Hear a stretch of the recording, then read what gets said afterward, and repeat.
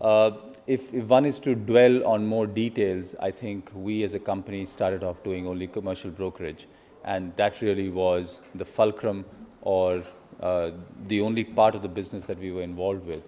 And commercial brokerage really meant getting companies space for their own use, either helping them buy or lease. We've moved a long way, and I think that forms only a small part of our business today. We are now into retail, residential. In the last 3 or 4 years, we've had a very good experience doing deals in warehousing, industrial, and we think that in the next 3 or 4 years, all these businesses will be much bigger than what they are from a brokerage perspective. Of course, I still think that the biggest brokerage piece is residential, where a company like ours is still a very small player, and a lot of the eminent panelists on this on the stage here today are doing a lot more on the residential side, so I'll leave them to speak about their experience there. How has the industry changed for us? I think the whole decision-making process has changed.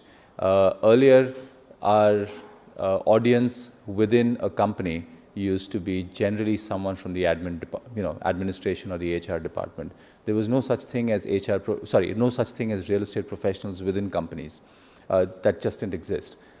Today, when our audience in, I would say, almost 7 out of 10 companies, you will see a real estate professional on the other side as well, which we think is a phenomenal thing to happen, because in most companies, the number one cost head for almost all companies is people. That's the number one cost head.